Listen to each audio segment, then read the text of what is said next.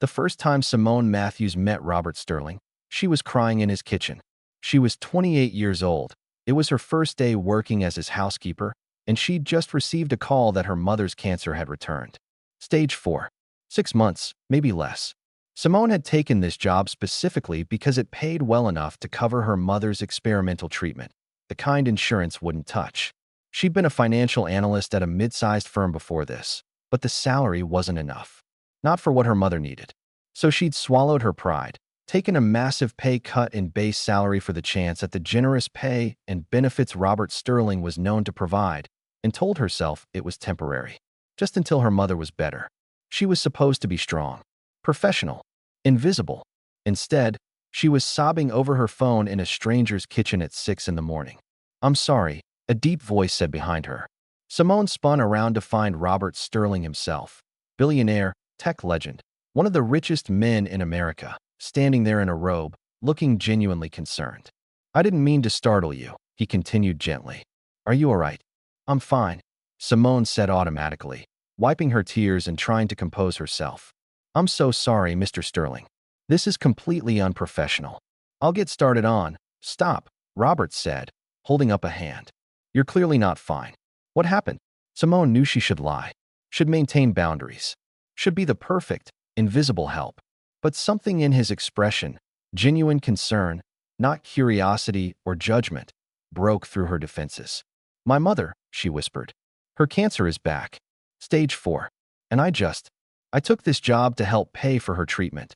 And now they're saying there might not be anything they can do, and I don't know how to." Her voice broke completely. Robert didn't hesitate. He walked over, pulled out a chair, and sat down across from her. "Tell me about her."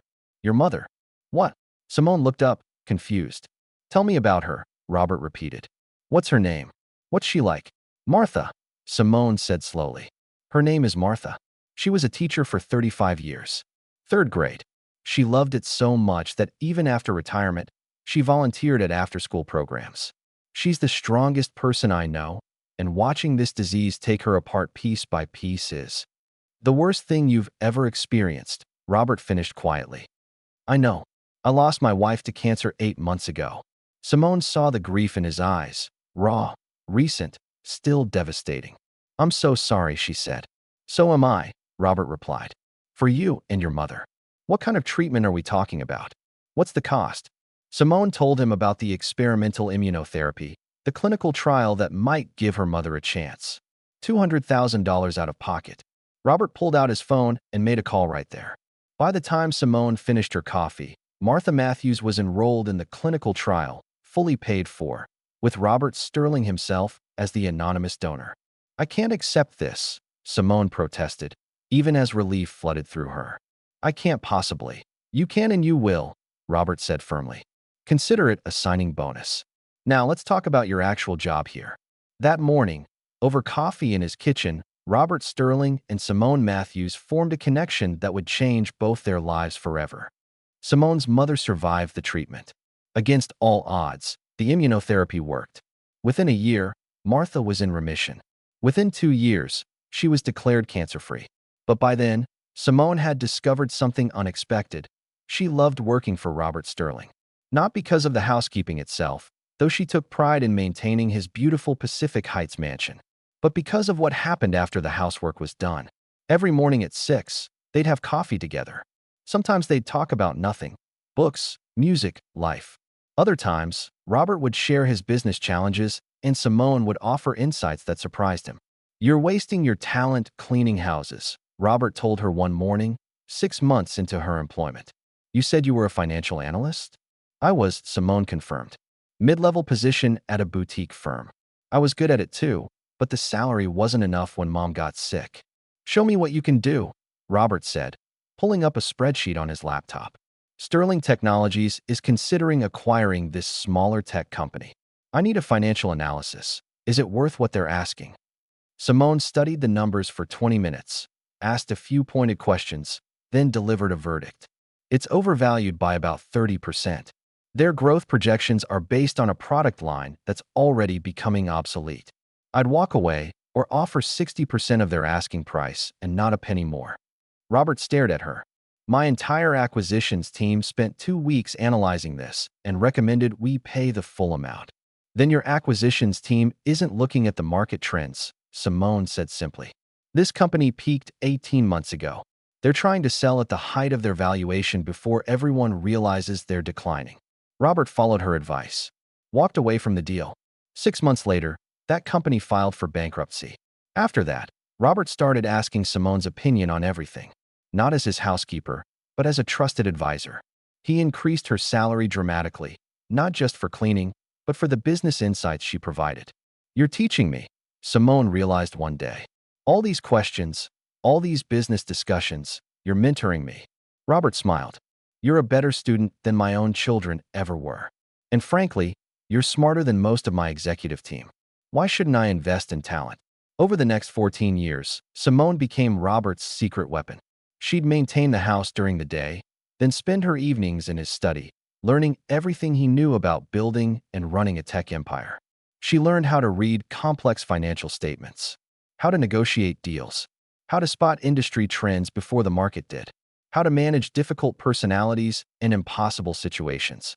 Robert taught her everything, and Simone absorbed it all like she was making up for lost time. But to everyone else in Robert's life, she was still just the housekeeper. If you are enjoying this story, hit the like button, subscribe, and comment where you are watching from. Robert Sterling had 3 children, and Simone hated every single one of them.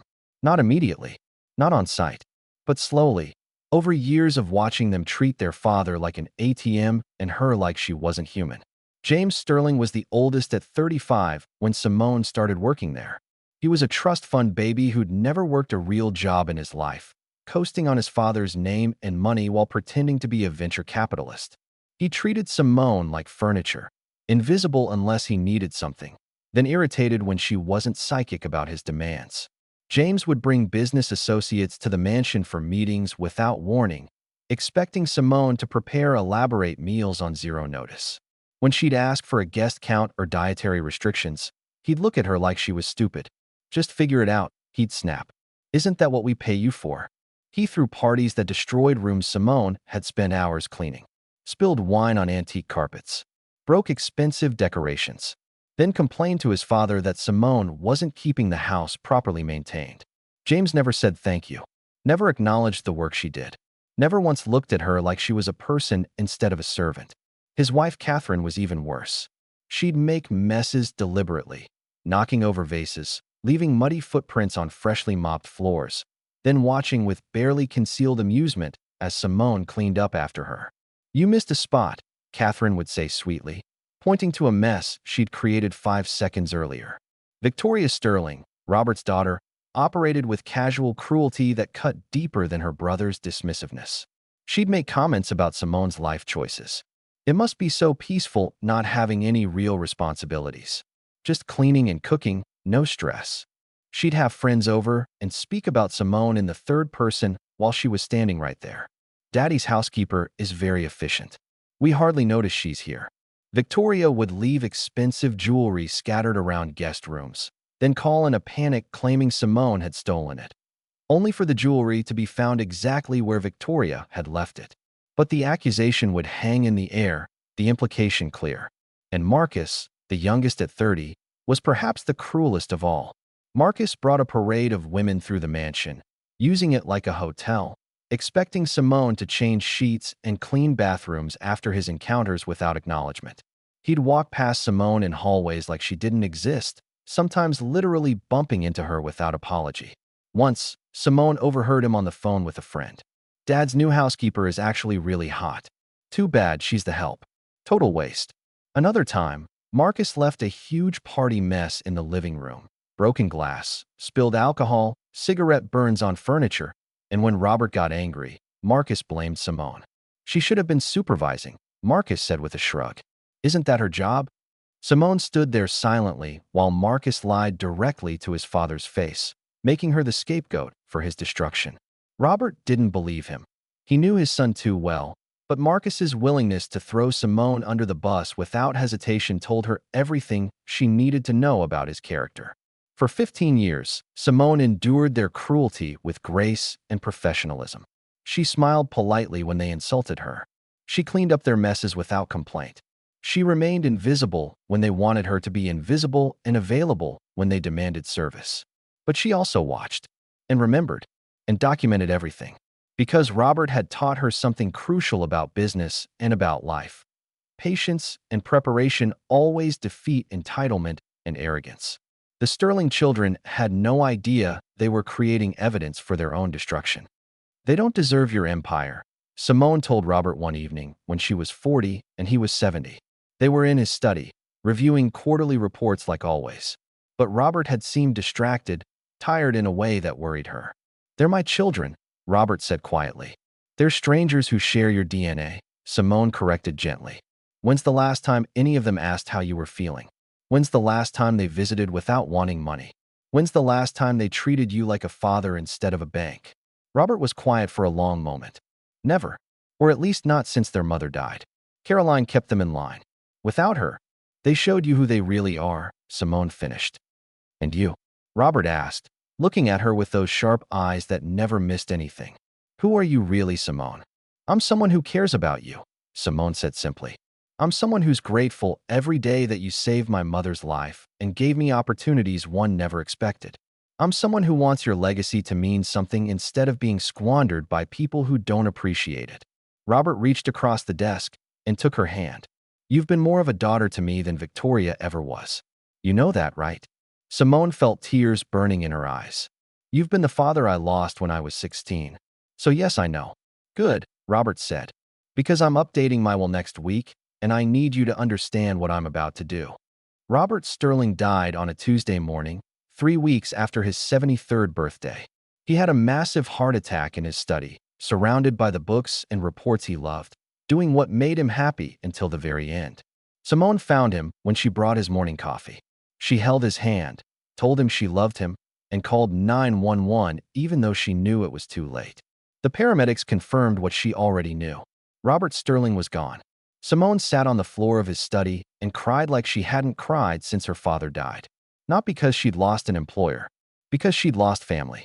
The Sterling children arrived within hours, summoned by their father's lawyer. They descended on the mansion like vultures, already discussing funeral arrangements and estate division before Robert's body was even cold. We'll need you to pack up his personal items, James told Simone dismissively. The lawyer said the will reading is in 3 days. After that, we'll let you know what we're doing with the house and whether we'll need you to stay on. Simone nodded silently, watching them ransack their father's private spaces looking for valuables, and thought about what was coming. They had no idea. The will reading took place in the conference room of Robert's lawyer's office, a sleek space with floor-to-ceiling windows overlooking downtown San Francisco. James, Victoria, and Marcus arrived in designer clothes and dark sunglasses, performing grief they didn't actually feel. Catherine was there too, already on her phone looking at real estate listings for what she assumed would be her future mansion. Simone arrived last, wearing a simple black dress, carrying nothing but her dignity. Why is she here? Victoria hissed to the lawyer, Richard Chun. Ms. Matthews is here at Mr. Sterling's explicit request, Richard replied calmly. The Sterling children exchanged looks, amused, superior, certain they knew how this would go. Their father would leave the bulk of his fortune to them, split 3 ways. Maybe there'd be a small bequest for Simone, 100,000 or so, a nice gesture that would look good, but ultimately meant nothing. They settled into their seats with the confidence of people who'd been waiting their entire lives for this moment. Richard Chin opened the will and began reading. The first few provisions were standard: donations to charities, bequests to longtime employees, arrangements for the company. The Sterling children barely listened, impatient for their names. Then Richard reached the section they were waiting for. To my children, James, Victoria, and Marcus Sterling, I leave the sum of $5 million each, to be held in trust with monthly distributions of $20,000. The room went silent. What? James stood up. That's it. $5 million each. Please sit down, Mr. Sterling, Richard said. I'm not finished. There must be a mistake, Victoria said, her voice shrill. Our father was worth over $3 billion. Where's the rest? Richard looked at them with something that might have been pity. The rest of Robert Sterling's estate. All properties, all investments, all shares in Sterling Technologies, and all liquid assets. are left in their entirety to Simone Matthews. The world stopped. Simone sat perfectly still, hands folded in her lap, face carefully neutral even as her heart pounded. The Sterling children erupted. "That's insane," James shouted. He was clearly not in his right mind. "She manipulated him," Victoria screeched. "She seduced an old man and stole our inheritance." "This will never hold up in court," Marcus snarled, pointing at Simone. "We'll fight this. We'll destroy you." Richard held up a hand. "Mr. Sterling anticipated your objections. He prepared additional documentation." He pressed a button, and a screen lowered from the ceiling. Robert Sterling's face appeared, a video recorded 6 months before his death. "James, Victoria, Marcus," Robert began, his voice strong and clear. "If you're watching this, I'm gone, and you're angry. Good. Maybe anger will finally make you pay attention." The 3 siblings fell silent, shocked to see their father addressing them from beyond the grave. "I'm leaving my fortune to Simone Matthews because she earned it," Robert continued. "Not by birth, not by expectation, but by showing me for 15 years what real loyalty, real integrity, and real character look like." He paused, his expression sad. "Simone saved her mother's life with money I gave her, then spent the next 14 years repaying that gift by being the best advisor, the most honest voice, and the most caring person in my life after your mother died. She asked for nothing, but gave everything. That's what earns inheritance, not DNA." The video showed Robert pulling out a thick folder. "You're going to claim I was manipulated, that I wasn't in my right mind. So let me address that directly. I've been evaluated by 3 independent psychologists, all confirming my complete mental competency. Those evaluations are attached to this will." He pulled out more documents. "You're going to claim Simone tricked me or seduced me. So let me show you what really happened." The screen switched to a montage of surveillance footage from the mansion, 15 years worth, carefully edited to tell a story. There was Simone, caring for Robert when he had the flu, making him soup and checking on him hourly. There was Simone, working late into the night helping Robert prepare for crucial board meetings. There was Simone, covering for the Sterling children's messes, cleaning up after their parties, protecting their father from seeing how little they cared. There was footage of James screaming at Simone for burning his dinner, though the kitchen camera clearly showed Catherine deliberately turning up the oven temperature when Simone wasn't looking. There was footage of Victoria deliberately knocking over a vase, then calling her father to complain that Simone was breaking his things. There was footage of Marcus leaving cocaine residue on bathroom counters that Simone carefully documented and photographed before cleaning. For 15 years, Robert's voice continued over the footage. "You treated Simone like she was nothing, like she was invisible, like she had no value beyond her service to you." The footage shifted to show Robert and Simone in his study, reviewing documents, discussing strategy, laughing together over coffee. "What you didn't know is that Simone was never just my housekeeper. She was my student, my advisor, my friend. She has an MBA. She's brilliant with financial analysis. She's helped me make decisions that saved Sterling Technologies hundreds of millions of dollars." More footage showed Simone presenting reports to Robert, catching errors that his paid executives had missed. "Every morning for 15 years, Simone and I had coffee together. We talked about business, life, philosophy. She knew more about my company than any of you ever bothered to learn. She cared more about my legacy than any of you ever showed." The video returned to Robert's face. "So no, James, this is not insanity. Victoria, this is not manipulation. Marcus, this is not theft. This is justice. I'm leaving my fortune to someone who earned it through character, intelligence, and genuine care. Something none of you ever demonstrated." He leaned forward, and his voice turned hard. "You each have $5 million. That's more than most people see in a lifetime. Invest it wisely, live modestly, and you'll be fine. Or squander it the way you've squandered every opportunity one ever gave you. Either way, you're finally going to have to make your own way in the world." Robert sat back, his expression softening. "Simone, if you're watching this, don't let them bully you. You've earned every penny. Build something beautiful with it. Create a legacy that matters. And know that leaving you this fortune is the best decision I've ever made." The video ended. The conference room was silent except for Victoria's quiet sobbing, not grief, but rage. Richard spoke into the silence. "Mr. Sterling's will is ironclad. He's provided extensive documentation of Ms. Matthews' character, contributions, and the business advice she provided over 15 years. Any contest will be expensive, time-consuming, and ultimately unsuccessful. We'll still fight it, James said, but his voice had lost its certainty. That's your right, Richard replied. But I should inform you that Mr. Sterling also left detailed documentation of your behavior over the years. Drug use, reckless spending, destruction of property, attempted theft of household items before the will reading. Marcus went pale. If you choose to contest this will, Richard continued calmly, all of that documentation becomes public record. Every judge and jury will see exactly why Mr. Sterling made the choice he did. They'll see 15 years of you treating Simone Matthews like garbage while she maintained professionalism and grace. He looked at each of them in turn. My advice: take the $5 million each, be grateful, and walk away.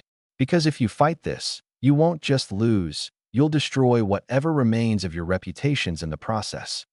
The Sterling children fought anyway, because entitlement doesn't die quietly. They hired the best lawyers money could buy and launched a comprehensive challenge to the will. They claimed undue influence, diminished capacity, fraud. The case went to trial 8 months later. It lasted 3 weeks and became a media sensation. The press ate it up. Billionaire's children versus the housekeeper who inherited everything. The Sterling children's lawyers tried everything. They painted Simone as a gold digger who seduced and manipulated a lonely old man. But then Simone's lawyers presented the evidence. 15 years of surveillance footage showing exactly how the Sterling children treated their father and Simone. Testimony from Robert's doctors proving he was completely competent until the day he died. Financial records showing that Simone had never asked Robert for money beyond her salary, that she'd actually refused several bonuses he tried to give her. Business records showing the deals Simone had advised Robert on, the strategies she'd suggested, the millions she'd saved Sterling Technologies. And most damaging of all, testimony from Sterling Technologies executives, board members, and employees, all confirming that Robert had frequently mentioned Simone in business meetings, calling her the smartest person in the room. The jury deliberated for 4 hours. They found in Simone's favor on every count. Robert Sterling's will was upheld in its entirety. Simone Matthews was officially the heir to a $3.2 billion fortune. The Sterling children's lawyer fees had cost them most of their $5 million inheritances. They'd bet everything and lost spectacularly. 6 months after the trial, Simone stood in Robert's study. Her study now, looking out at the San Francisco skyline. She'd made her first major decision as the new owner of Sterling Technologies. She was restructuring the entire company to focus on sustainable technology and ethical business practices. The board had been skeptical until she presented a comprehensive strategy that would increase profits by 23% while reducing environmental impact by 40%. They'd approved her plan unanimously. Because Robert had been right, Simone was brilliant at this. Her mother, Martha, now cancer-free for 8 years, walked into the study carrying 2 cups of coffee. Still feels strange, doesn't it? Martha said, handing Simone a cup and settling into what used to be Robert's favorite chair. Every day, Simone admitted. Sometimes I wake up thinking I need to start the laundry and prepare breakfast. Then I remember I'm a billionaire CEO. Robert would be so proud of what you're doing, Martha said softly. Simone looked at her mother, the woman whose cancer treatment had brought her to this mansion 15 years ago, and felt overwhelming gratitude. He gave us everything, Mom. Our relationship, my education, this opportunity. I need to make it count. You already are, Martha assured her. The scholarship fund you started for children of service workers. Robert would have loved that. Simone had announced it at her first press conference as Sterling Technologies' new owner. The Robert Sterling Memorial Scholarship, providing full-ride college education for the children of housekeepers, gardeners, maintenance workers, and other service professionals. 500 scholarships in the first year. Eventually, thousands. I'm also restructuring the domestic workers' compensation across all our properties, Simone continued. Doubling salaries, full benefits, profit sharing. No one who works for Sterling Technologies should struggle the way I was struggling when I met Robert. Her phone buzzed. A text from Richard Chun, her lawyer. The Sterling children want to meet with you. They're asking for a truce. Simone stared at the message for a long moment. Over the past 6 months, The Sterling siblings had been humbled in ways they'd never imagined. James's venture capital firm had collapsed without his father's money and connections. Victoria's society friends had abandoned her after the trial exposed her cruelty. Marcus had been arrested twice, once for DUI, once for drug possession, and his family name no longer protected him from consequences. They'd each tried to approach Simone separately, asking for loans, for jobs, for help. She'd said no every time. But now they were asking to meet. All three of them. Together. What are you going to do? Martha asked, reading her daughter's expression. Simone thought about Robert's video, his message about justice versus revenge. Thought about 15 years of casual cruelty from people who'd never seen her as human. Then she thought about who she wanted to be. The kind of person Robert had believed she was. I'm going to meet with them, Simone decided. But on my terms. The meeting took place in the Sterling Technologies conference room. Simone's power base, not neutral ground. James, Victoria, and Marcus arrived together, looking diminished in ways that had nothing to do with their clothes or jewelry. They'd lost something essential. The confidence that came from knowing their father's money would always save them. Simone sat at the head of the massive conference table, exactly where Robert used to sit. Thank you for seeing us, James said quietly. He'd lost weight, looked older, carried himself with a humility that was completely new. We know we have no right to ask anything from you. You don't, Simone agreed. So why are you here? Victoria spoke up, her voice small. We wanted to apologize. For 15 years of treating you like you were nothing. For every cruel comment. Every time we made your life harder. Every moment we refused to see you as a person. We were terrible, Marcus added. His eyes were clearer than Simone had ever seen them. Apparently his arrests had scared him straight. Entitled, cruel, blind to how lucky we were. We took everything for granted, including our father's love. And we lost it all because we couldn't see past our own privilege. Simone studied them, looking for manipulation, for hidden agendas. But all she saw was three broken people who'd finally hit bottom hard enough to crack their shells of entitlement. Your apologies don't change anything, Simone said. They don't undo 15 years. They don't give you back your inheritance. We know, James said. We're not asking for money or jobs or anything like that. We just wanted you to know that we understand now. We understand what Dad saw in you. We understand why he chose you. You earned it, Victoria said, tears streaming down her face. Everything you have, you earned through character and hard work and caring about someone other than yourself. We never earned anything. We just expected to inherit and squander, and Dad knew that. He was trying to teach us a lesson even in death. Did you learn it? Simone asked directly. I got a job, James said. Real job. I'm working as a junior analyst at a small firm. The pay is terrible and the work is hard, and I've never felt more alive.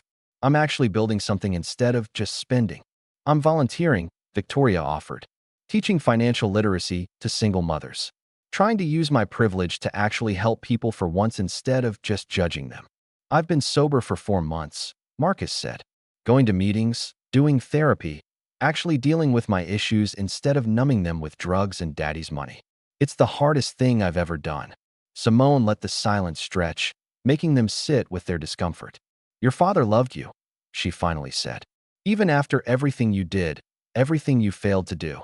He loved you enough to try to save you from yourselves by cutting you off.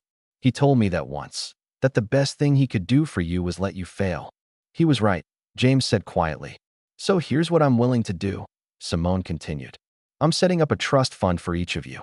$1 million, held in trust and managed by Richard Chun. You'll get monthly distributions of $5,000, enough to survive, not enough to coast. The siblings looked shocked. But there are conditions, Simone continued firmly. You have to maintain employment or volunteer work. You have to stay clean. You have to attend therapy. And every year, you have to write me a letter about what you've learned. Why? Victoria whispered. After everything we did to you, why would you help us? Simone thought about that question. Thought about Robert, who'd believed in second chances, but not free rides. Thought about the woman she'd become over 15 years of being underestimated. Because your father asked me to take care of his legacy, Simone said. And whether you like it or not, you're part of that legacy. He wanted you to become better people. I'm giving you the structure to do that, but the actual work is on you. Thank you, James said, and the gratitude in his voice was real. Don't thank me yet, Simone replied. Becoming better people is going to be harder than anything you've ever done. You're going to be tempted to fall back into old patterns, to feel entitled to more, to resent the conditions I've set. When that happens, remember this moment. Remember that you had everything and lost it because you never appreciated it. She stood, signaling the meeting was over. One more thing, Simone said as they reached the door.